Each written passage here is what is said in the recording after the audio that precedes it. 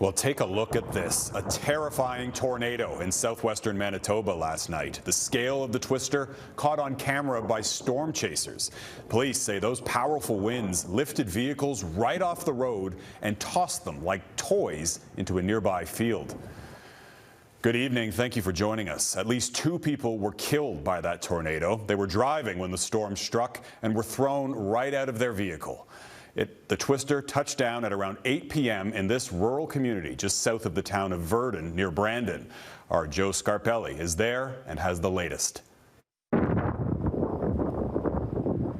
It's being described as scary and devastating. Footage captured Friday night shows this twister touching down in western Manitoba, just outside Virden, where Tammy Skelton lives.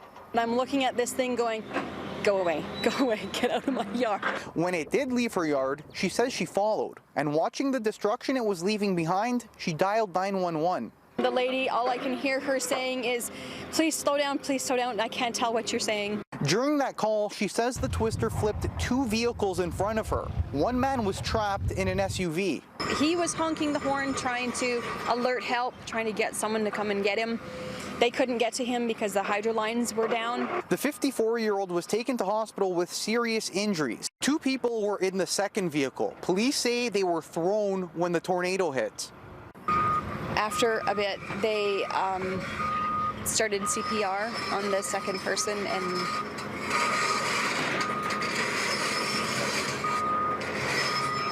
yeah, it's very unfortunate. The 18-year-olds were pronounced dead at the scene, just across the street from this farm property, one of the hardest hit areas. Dozens of volunteers now helping to clean up. It's quite bad. We got big trees down, we got bins down. Basically decimated. There's not much left.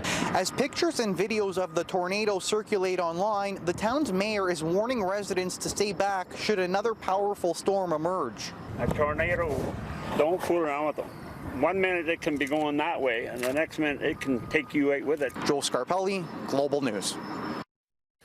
Now, Environment Canada is still investigating and trying to determine exactly how strong that tornado was. The intensity is measured on what's called the Enhanced Fujita scale. Canada has only ever recorded 1 tornado that reached F5 status. That's the most powerful, and it was also in Manitoba.